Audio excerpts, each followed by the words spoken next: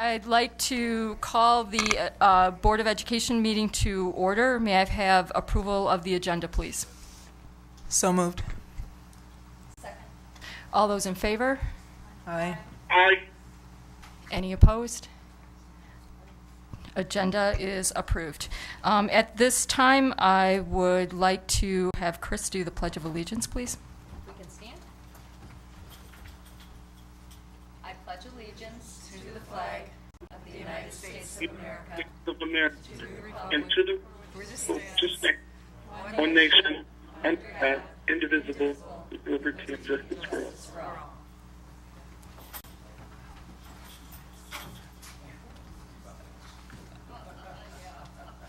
All right, could I have announcements, please? Summer school is winding down at most of our schools. However, Merrill and Hackett will continue until August 11th. Gaston Summer School second graders will have a performance at school at 1:30 p.m. on Thursday, June 27th. Is that July 27th, maybe? Yes. Okay. At the high school, summer school students have been busy working very hard on their courses in order to graduate this summer. You are invited to a commencement ceremony on Friday, July 28th, 2017 at 2 p.m. in the Beloit Memorial High School cafeteria to celebrate their success. There will be about a dozen of summer graduates. Beloit Memorial High School Orchestra is having a brat and bake sale from 9 a.m. to 2 p.m. on Saturday, August 5th at Save-A-Lot, located at 1223 Park Avenue. In Beloit, come on out and get lunch and dessert. Proceeds will go towards their orchestra trip to perform in Chicago next spring and to see the Chicago Symphony Orchestra. The first day of school for 2017-2018 school year will be September 5th, 2017. Be sure to watch our website and Facebook pages for more information on back-to-school events. Thank you. This concludes this evening's announcements. All right, Jennifer, up next with recognitions. All right, thank you. We are really fortunate as a school district to have so many amazing community members who support our efforts. Tonight, it is our honor and privilege to honor one of those individuals. We estimate that this specific individual, over time, has donated over $50,000 to our athletic and fine arts programs. His actions have been quiet and behind the scenes, but tonight we thought we would take some time to speak up about what this individual has done. So tonight I'd like to welcome up Mr. Chad Miller. And yes, you have to stand where the camera can pick you up, right here, and then we'll move you behind here in a second. He wanted to hide. I told him there was no more hiding. So for athletics, he has donated to the boys basketball program by financing a team trip to Minneapolis, as well as purchasing equipment and shoes. And I understand that his laundry list of support for our fine arts programs has been numerous. And I would like to invite up Mr. Chris Behrens, our director of bands, to come and talk a little bit about his contributions. Good evening. I am delighted to be here to speak about our good friend, Mr. Chad Miller. He has been an incredibly generous person to our band program. Some of the things we've been able to do with his donations, including buying instruments, recording equipment, some of the tangible things, some of the more educational things. We've been able to bring in some great jazz artists, Grammy-winning people to work with our students, some of the top jazz educators in the field. And he's also started a scholarship foundation that we have awarded now for 3 years at our band awards every year. And we give a $1,000 scholarship out to a student, and in the past those have been students who have wanted to go on and pursue music. So we're delighted to be able to help those people with their future musical endeavors. And I think it's just really incredible that there's his generous donations for. I mean, it's just we don't see this. I've been doing this for 20 some years now, 22 or something, and this, it just doesn't happen. So on behalf of all the band students, past, present, and future, we are so humbly thankful for everything you've been able to do for us. So thank you, Mr. Miller.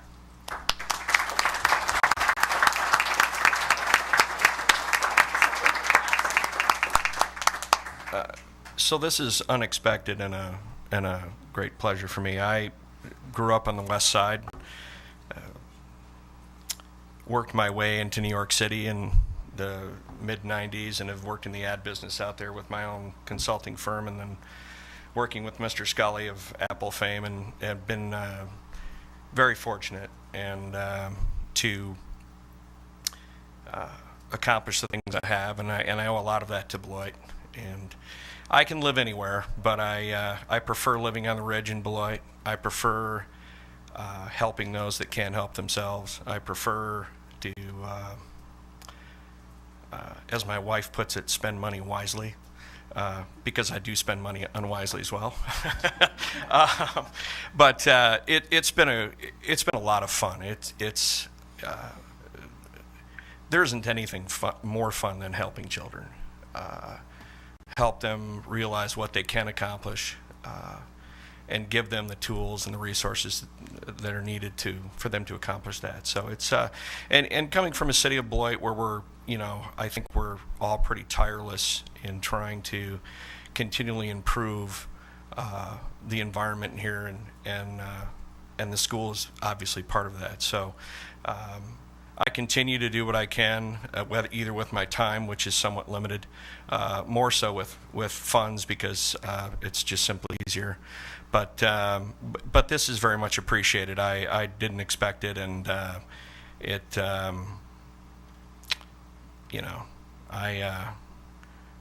come from pretty humble beginnings, so I really do appreciate it. Thank you very much.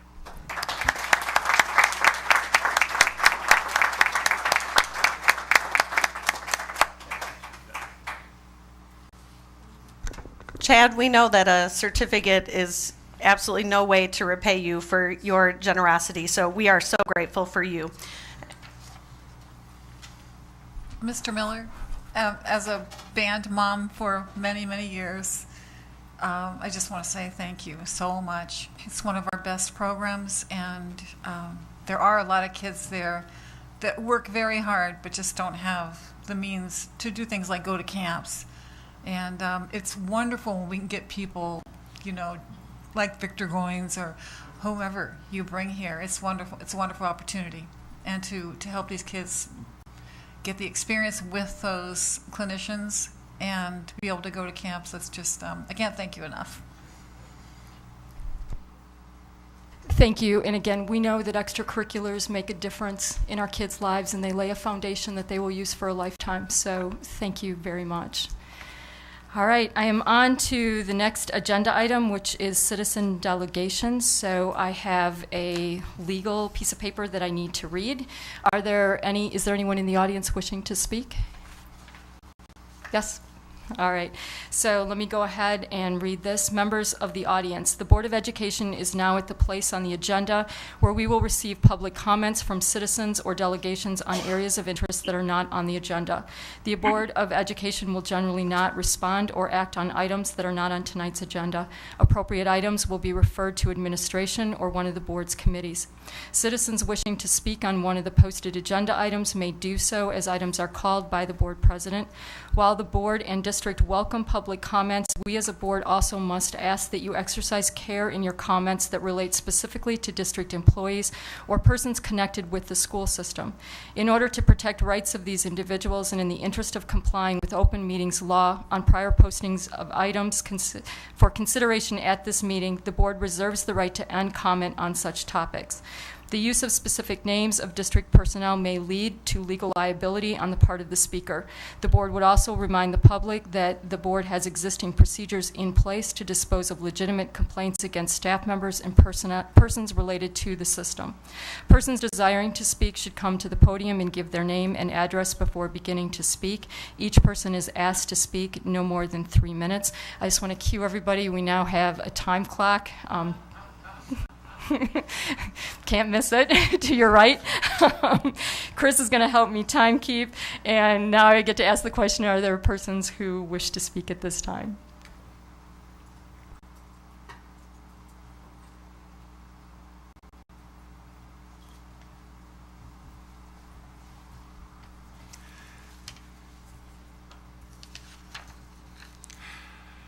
Good evening. I'm John Acom, 2103 West Collingswood Drive, Beloit, Wisconsin. Madam President, school board, guests, television audience, administrators, I thank you for this opportunity. I'm here tonight to speak about with the perspective gained from about 9 years on this school board. The current move to on the school the need to move the school district headquarters out of Colac to a different location has been around for quite a few years. It's not something new that's being sprung unexpectedly. A number of years ago, the board was told that money needed to be spent immediately to repair the crooked Colac chimney. And I was skeptical. And so I went around back after the meeting and I looked at the chimney, and sure enough, it was crooked. And so for the first time in many, many years, I thought of the nursery rhyme that ends, we all live together in a crooked little house. And I kind of feel like that when I come into Colac Center. It's time to move on. The repair of Colac is an expensive, temporary Band-Aid on a deteriorated building that is cost inefficient and oversized. We've been trying to sell this building for quite some time. And 2 different proposals by purchasers were presented at 2 different meetings. Each proposal was rebuffed by the neighborhood. When we decided to close Morgan School, there was a well-publicized discussion about moving district headquarters into the Morgan building. In this instance, the neighborhood was supportive. However, the need for a certain location, for a central location, with some there were some people who had a perception of favoritism on the east side. And so we thought, no, that wouldn't work. And this brings me to another important point. The current location being discussed is located on the west side of town, and it is also in the center of the school district. The board also toured the First United Methodist Church at 511 Public Avenue. That building is no more, but it was there at the time, and we looked at repair and reconfiguration of that building. It would have been just overly expensive, not cost effective, and it was just not a good choice at all. We kept asking the community for opinions, for ideas, and finally, thanks to Beloit 2020, we have a viable option. Getting there has been neither quick nor easy, but we're there, and now's the time to move forward. I ask the board to do so. Thank you. 25 seconds to spare. We do miss you, John.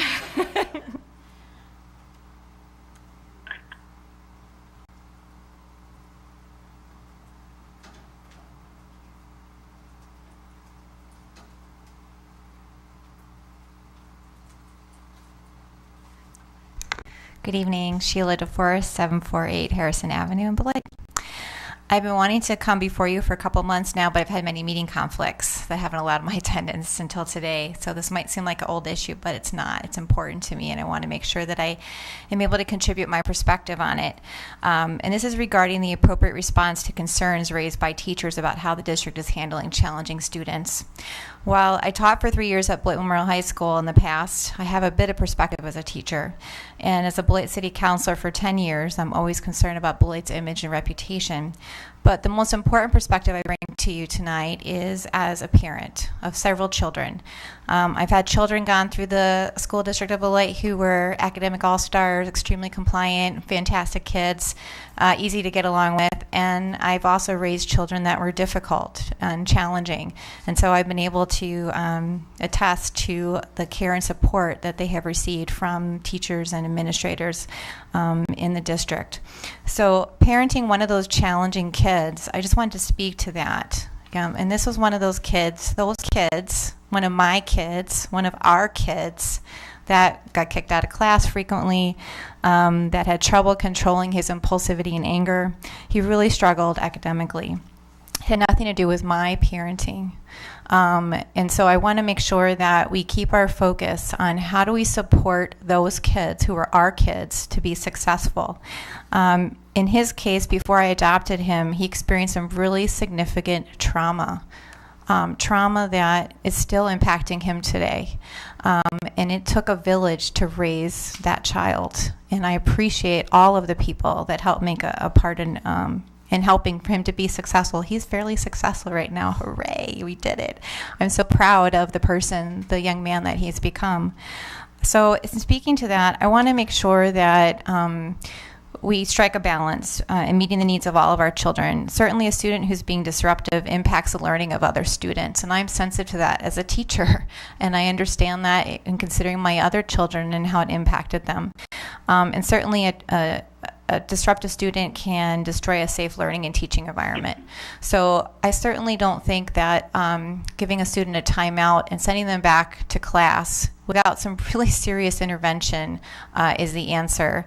That's certainly not enough of a response. And I don't want to see us swing the pendulum back to times when we would just summarily discipline kids, chronic suspensions, and expulsion. That's not the answer either.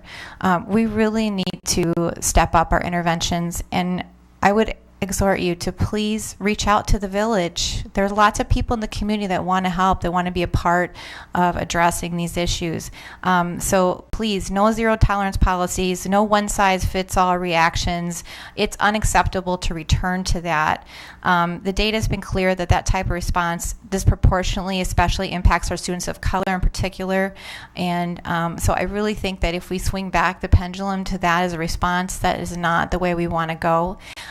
I've been asking for over 2 years now to please, let's have an ad hoc committee with City of Beloit, school district, community partners, parents, and students to really address some of these truancy and behavior issues at a time. So I guess I will share my rest of my comments in writing, but thank you for the opportunity to respond. I just wanted to make sure that you heard my perspective, so thank you.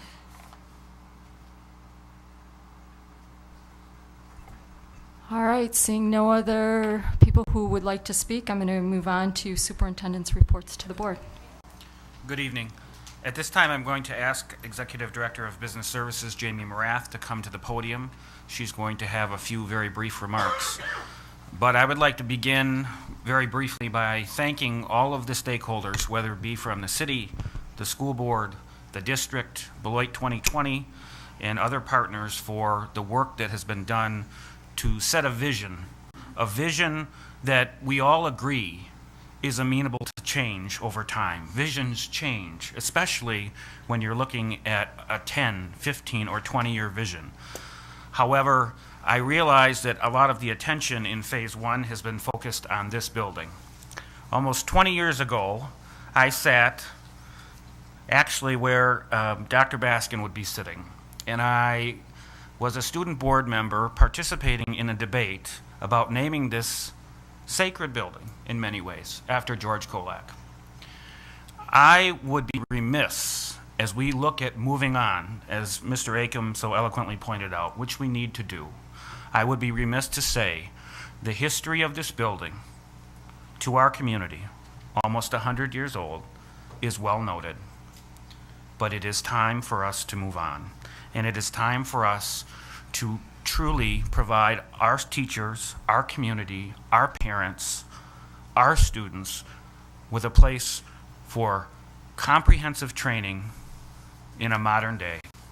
For a place where when a child wants to have a drink of water as they're enrolling for school, We can actually let them drink the water in a building. And so many other things that I could go on and on about. It's time to move on. And it's time for all of us, in my opinion, all of us who continuously fight for Beloit, fight for our image. Let's lay the groundwork. Let's do it.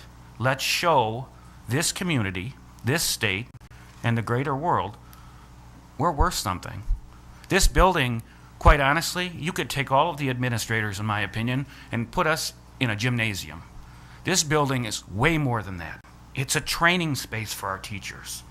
This building is filled with educators. This building has secretaries who have devoted 30, 40 years of their life. They don't deserve the ceiling to fall in on their desks. They deserve to drink good water. And I don't want to sit at this table and come to the board and say we need to make $1 million in repairs for a boiler system when we know that bare minimum this building will take almost $5 million to repair. I'm compelled to say thank you to all of those who have participated. Thank you so much, Jamie, for all of the work and all of the questions that you have answered. And lastly, and Jamie will touch on this, the approach financially that we are taking is the absolute, unequivocal best move for our taxpayers. It is the best move, and she will touch on that. Without further ado. Thank you, Tom. So tonight we're here to continue to move forward with Phase 1 of the Beloit Memorial High School Master Campus Plan. For the past 7 months, the Beloit School District, City of Beloit, and Beloit 2020 have collaborated on a vision for the high school campus. This plan has been presented to the Board of Education on multiple occasions. It's been discussed on social media as well as presented to City Council. Tonight, District Administration will ask the Board of Education to approve Phase 1 of the master plan, which will encompass building a new welcome center that will be utilized by all staff, students, and community members. This plan will be affordable in our budget in 2017-18, and the district will be able to fund the project and balance the budget for 17-18. And now I would ask the Board of Education to approve the resolution for the $5.5 million. Thanks, Jamie, and I want to thank you for all of the hard work, for answering all of our questions, for being available to us, especially over the last 2 weeks. You've done an outstanding job, and we really do appreciate it, and I want to recognize that as well. So I am looking for a motion at this time. The Board of Education approves the resolution 17-18.02 for the initial resolution authorizing general obligation bonds in an amount not to exceed $5,500,000 and calling a public hearing in connection therewith. Do I have a second? I second that motion.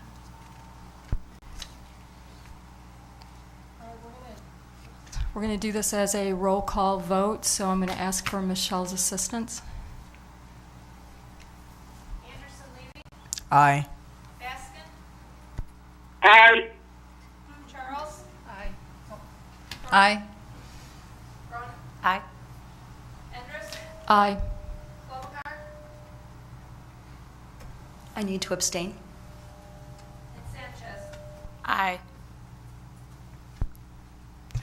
Motion carries. We have approved the resolution 17-18.02 for the initial resolution authorizing general obligation bonds in an amount not to exceed $5.5 million and calling a public hearing in connection therewith.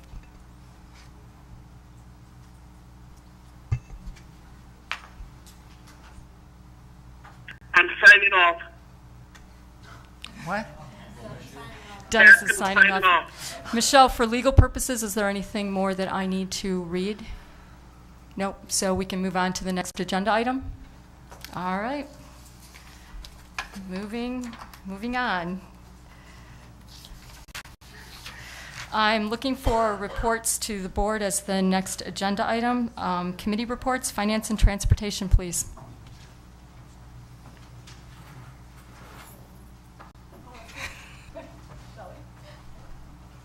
I want everyone to stay and listen to this. Should I be offended that the entire room just left before I'm going to speak? Wow. I don't even know what page I'm on. I got it. The Finance, Transportation, and Property Committee meeting was on July 11th. Couple of great presentations. One of them was on the food service update. Dawn Smith and a couple others from Aramark gave us an update of the program. A couple items of note, what I was very happy to see is the what we're doing with excess food with donations, and also looking at a wraparound program for children who do not have meals on the weekends. And the other item that was presented to us was from Joel Beard, our athletics director, and he is looking at several different sponsorship programs. As we saw from Mr. Miller tonight, you know, there are people out there that certainly will help us, and a lot of unsung heroes, but certainly myself having children in sports and seeing some of these other programs, we can always use more. So that was a great presentation as well, and I'm looking forward to people embracing that program. And that would be it. Thank you. Thanks, Shelley. Moving on to curriculum and instruction. Chris? There we go. The Curriculum Instruction Committee met Tuesday, July 11th. We discussed, I was not in attendance, Lisa Anderson-Levy and Pam Charles were there. We discussed graduation requirements. Mr. Bonds reviewed revisions to the board policy for graduation requirements, which will reflect the addition of the college and career readiness that was approved in April. That was for information only. We also had achievement gap efforts. The achievement gap end of year report was given by Mr. Bonds, and he shared, which is a requirement of DPI at the end of each year, and he explained how that is driving our, how we've developed our literacy strategies and shared our growth from fall to spring. Finally, Mr. Bonds reported on the Academic Achievement Ad Hoc Committee. He provided some update on our committee's work. It was noted that we will be giving, and I don't think we have the exact date set yet for our community presentation, but we will be doing a community presentation with all of our subcommittees in the end of August, beginning of September. And lastly, there was a request for information about the state civics test. Thanks. Thanks, Chris. Moving on to policy and personnel. Lisa? The Policy and Personnel Committee met on June 27th, again on July 11th, and just before this meeting today. Let's see, so we discussed in the meeting of June 27th, we discussed the bilingual education cohort program, which is a program to help us enroll staff already employed in the district and get them teaching in a bilingual or ESL capacity. On July 11th, the board approved the job description for the Beloit for the early literacy program director. There was also an allocation increase to special ed for McNeil Intermediate, and one for the high school, a secretary position. And there are several policies for first reading. Let's see.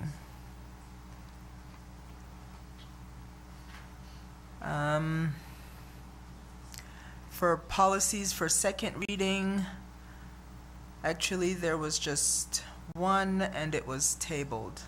The use of body cameras on school property. There was the 17-18 hiring update. And Board Member Charles in the legislative update reminded board members to think about resolutions that we would like to submit to WASB in September. Thank you. Thanks, Lisa. I am now on to consent list. Can I get a motion to approve, please? Move approval of the consent list. Second. All those in favor? Aye.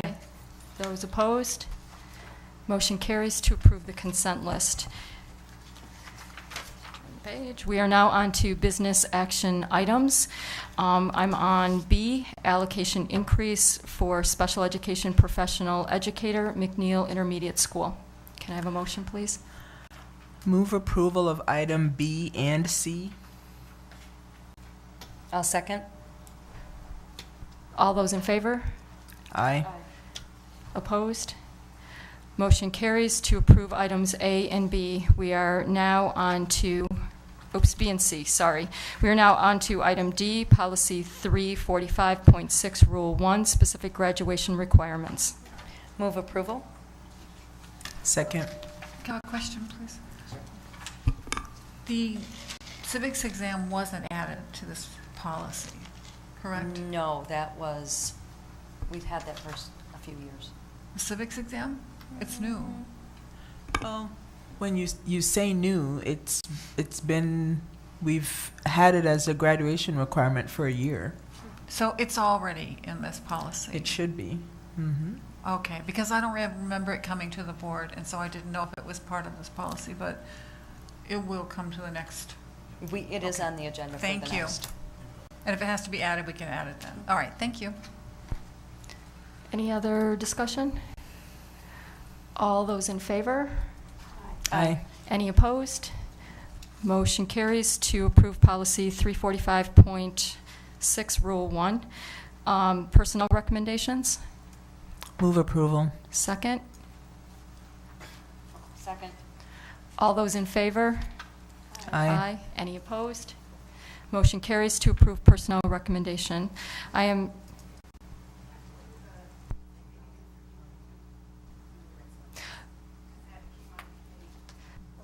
So I need approval for the allocation of up to $2,000 in travel expenses, not including $500 for airfare for recruitment purposes for Puerto Rico. I'll move approval. I'll second. All those in favor? Aye. Any opposed? Motion carries. All right, now, Michelle, am I good? All right, I am down to discussion items. Any items of interest for consideration at future meetings? Seeing none, I'm going to move on to announcement of future board meeting dates. Committee meetings on August 8th include Finance, Transportation, and Property, Curriculum and Instruction, and Policy and Personnel. And the next business meeting will be on August 22nd. Seeing no further items, we are adjourned. That's a record. It is.